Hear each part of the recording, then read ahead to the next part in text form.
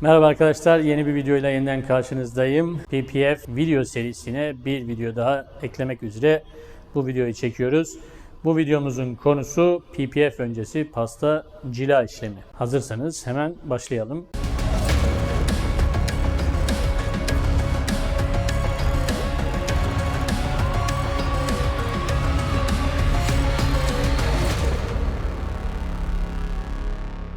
Evet arkadaşlar, 3 ana fikir var piyasada gezen ve bizim bunu açıklamamız gereken. Birincisi, PPF yapılacak olan yüzeyi pastacılığa yapıldığı takdirde PPF'te daha parlak bir görüntü oluşacağı.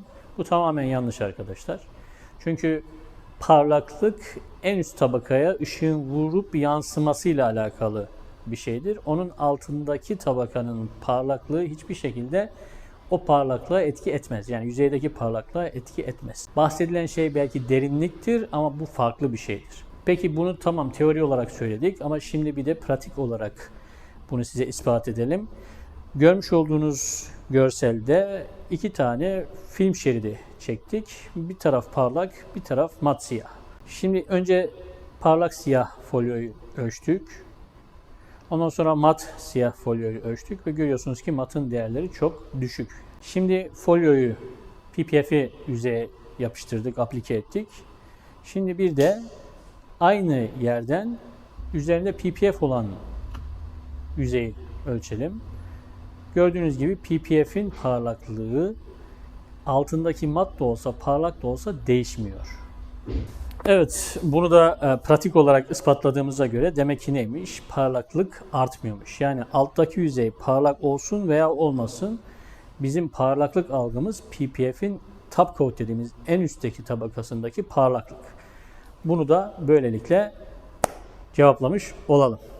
İkinci yanlış algıysa, yani doğru bilinen yanlışsa, PPF yapılacak yüzeyin öncesinde pastacılayla beraber çizikleri, hareleri, hologramları almamız gerekiyor. Yoksa PPF'in altında bunlar görünür algısı. Bu da tamamen yanlış. Çünkü PPF bütün yüzeysel kılcal çizikleri, mikro çizikleri, hare, hologram gibi yüzeysel deformasyonları kamufle ediyor. Hatta hafif kuş dışkısı izini bile PPF kamufle ediyor. Tabii ki bunu da sözel olarak değil, pratik olarak size göstereceğiz inşallah. Görmüş olduğunuz bu bagajda sağ taraf çizikli, sol taraf sıfır çizik. Şimdi bu yüzeye bir de PPF aplike edeceğiz. Altından suyu çektik fakat hala bir su var. Dolayısıyla da buğulu bir görüntü var. Şimdi bu buğulu görüntüyü almak için de İRT ile beraber bir vakit ısıtacağız burayı ki altı kurusun. Kuruduktan sonra da şimdi ışıkla bakalım. Çizik olan yerler, yani bu sağ taraf folyonun, yani PPF'in sağ tarafı altı çizik. Sol tarafı pastacıyla yapılmış ve baktığınız zaman arada hiçbir fark yok. Yani çizik olan yerle pastacıyla yapılmış yerin farkı bile yok. Ayırt edemiyoruz. Bunu da gösterdik ve bu yanlış algıyı da yıktığımızı ümit ediyorum. Üçüncü mitossa, yani doğru bilinen yanlış, pastacılığa yapılan araçlarda ileride söküm esnasında daha büyük kolaylık olur. Bu tam olarak doğru değil. Eğer mevzu ileriki dönemde, yani ileride bu folyoyu sökerken kolaylıksa bunun için herhangi bir boya koruması da kullanılabilir. Fakat burada tabii kriterler var. Bunu da inşallah başka bir videoda anlatacağız. Fakat sökümde kolaylık olsun diye de pastacılığa yapmanıza gerek yok. Bunun farklı ve çok daha kolay yöntemleri var. Olayı biraz toparlayacak olursak, pastacılığa araca öncesinde yapılabilir. Bunda bir beis yok. Ama bu hem müşteri için daha fazla maliyet hem de uygulamacı için iki kez titiz temizlik demektir. Gerek olmayan şeyi gerekmiş gibi göstermeye karşıyız biz. Yani pastacılığa yapılmadan da PPF yapılır, pastacılığa yapılarak da PPF yapılır. Ekseriyette sıfır araçlar PPF'e gelir. Sıfır araçtaki mikro çizikleri ve daha beterini derin olmamak kaydıyla yüzeysel mikro çizikleri PPF kamufle ediyor.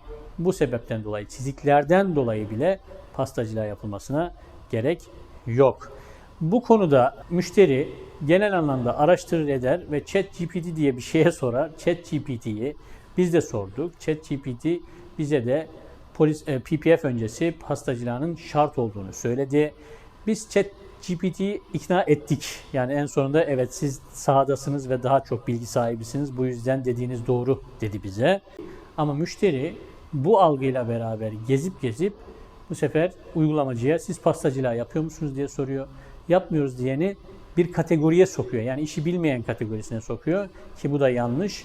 Bunu da bu videoyla inşallah engellemiş ve bertaraf etmiş olalım. Bu videoyu da noktalayalım böylelikle. İnşallah bir nebze olsun faydalı olmuştur. Bilgilendirme açısından inşallah bu videoyu paylaşın. İnsanlar bilinçlensin. Bize de inşallah dua etsin. Bir dahaki videoda tekrar görüşeceğiz inşallah.